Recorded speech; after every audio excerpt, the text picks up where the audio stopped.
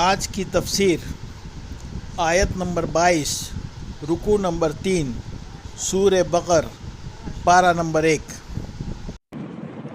بسم اللہ الرحمن الرحیم بسم اللہ الرحمن الرحیم آیت الذي جعل لكم الأرض فراشا والسماء بناء وأنزل من السماء ماء فأخرج به من الثمرات رزقا لكم فلا تجعلوا لله أندادا وأنتم تعلمون۔ ترجمہ، وہ پالنہار جس نے تمہارے لیے زمین کو بچھونا بنایا اور آسمان کو چھت اور آسمان سے پانی برسایا اور پھر اس سے تمہارے روزی کے لیے پھل اور میوے بنائے، تو پھر تم جان بوجھ کر دوسروں کو اللہ رب العزت کے شریک نہ ٹھہراؤ۔ تفسیر، یعنی اللہ رب العزت وہ پاک ذات ہے جس نے تمہارے لیے زمین کو فرش اور آسمان کو چھت کی طرح بنایا۔ عربی میں جعل کا مطلب ہوتا ہے بنایا، ارد یعنی زمین، اور فراشن یعنی بچھونا فرش۔ اس آیت کی شروعات میں اللہ رب العزت نے اپنی نعمتوں میں سے زمین کا ذکر فرمایا ہے کہ اس کو انسان کے لیے فرش بنا دیا، نہ پانی کی طرح نرم بنایا کہ جس پر نہ ٹھہرا جا سکے اور نہ کوئی کام کیا جا سکے،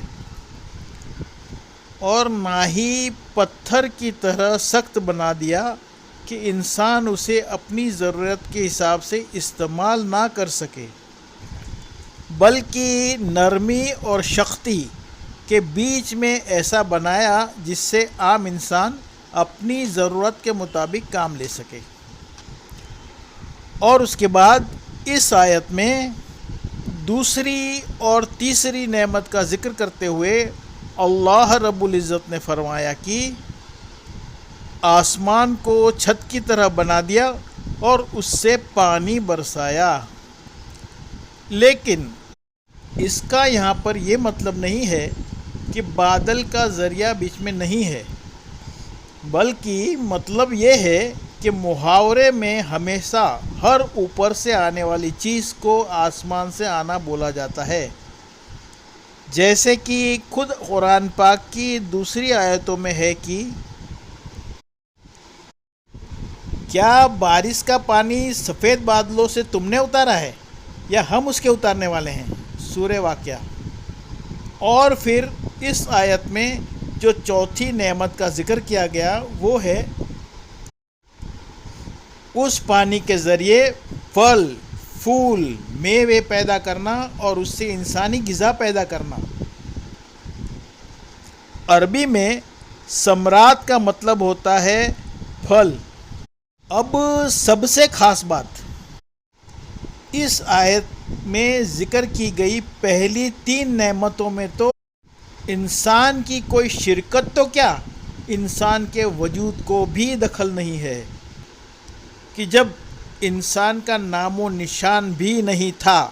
تب اللہ رب العزت زمین اور آسمان کو بنا چکے تھے، اور بادل اور بارش اپنا کام کر رہے تھے، لیکن ہاں زمین سے پھل پھول میوے اور انسانی خوراک نکالنے کے معاملے میں کسی کو یہ شک تو ہو سکتا ہے کہ اس میں تو انسانی محنت بھی ساتھ میں تو شامل ہے،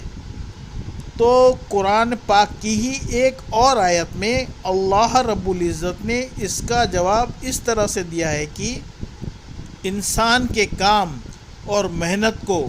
درخت اگانے یا پھل نکالنے میں ہرگز کوئی دخل نہیں ہے، بلکہ انسان کی ساری محنت اور تدبیریں صرف اتنی ہی ہے کہ پیدا ہونے والے درخت سے ساری ہی رکاوٹیں دور کر دے۔ اب ذرا غور کیجئے، زمین کو کھودنا،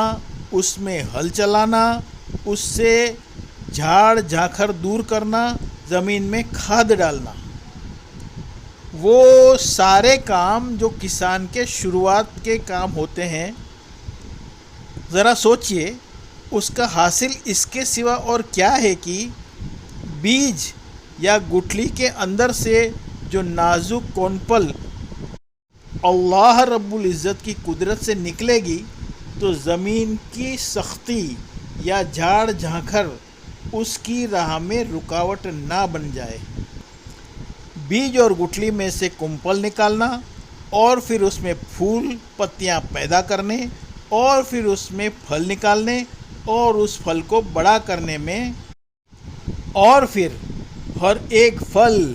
میوہ یا سبزی کے اندر الگ الگ ذائقہ اور الگ الگ فائدے پیدا کرنے میں انسان کا کیا دخل ہے؟ اللہ رب العزت کے علاوہ اور کون ہے جو اس عظیم و شان کام کو انجام دے سکتا ہے؟ جیسے کہ قرآن پاک میں اللہ رب العزت نے فرمایا ہے، بتلاؤ جو کچھ تم بوتے ہو اسے تم اگاتے ہو یا ہم اگانے والے ہیں؟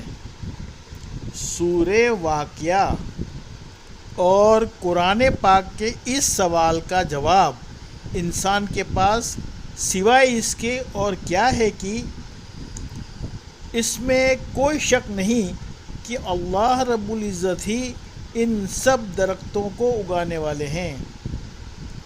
اللہ اکبر۔ اور پھر اس آیت کے آخر میں جو فرمایا کہ اللہ رب العزت نے ہی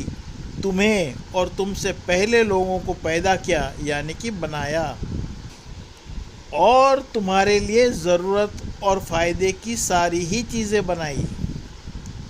تو جب اس آیت سے یہ معلوم ہو گیا کہ انسان کو سب سے پہلے وجود میں لانا اور پھر اسے باقی و سلامت رکھنے کے اور اس کی ترقی کے سامان زمین اور آسمان، بارش اور پھل پھول کے ذریعے اس تک پہنچانا، یہ سب سوائے اللہ رب العزت کے کسی کا کام نہیں۔ تو کم سے کم سمجھ رکھنے والے انسان کو بھی اتنی سمجھ ہوتی ہے کہ عبادت اور اطاعت کے لائق اور مستحق بھی صرف اور صرف وہی ذات ہوئی، اور اس سے بڑا ظالم اور کون ہو سکتا ہے کہ اس کی ہر ضرورت کی چیز تو اس کے لیے اللہ رب العزت بنائے، اور غافل انسان دوسروں کی چوکھٹوں پر سجدہ کرتا پھرے اور دوسری چیزوں کی بندگی میں مشغول ہو جائے۔ اسی لیے پھر اس آیت کی آخر میں فرمایا، تو پھر سب کچھ جاننے اور سمجھنے کے باوجود کسی اور کو اللہ رب العزت کا شریک نہ ٹھہراؤ۔ بے شک اللہ رب العزت نے انسان کو اپنی ساری مخلوقات کا لیڈر اس لیے بنایا ہے کہ ساری کائنات اس کی خدمت کرے اور یہ صرف اس کائنات کے رب کی عبادت میں مشغول رہے۔ سند معارف القرآن پیج نمبر 80-81 اور جلد نمبر 1، اور تفسیر ابن کثیر پیج نمبر 85-86 جلد نمبر 1۔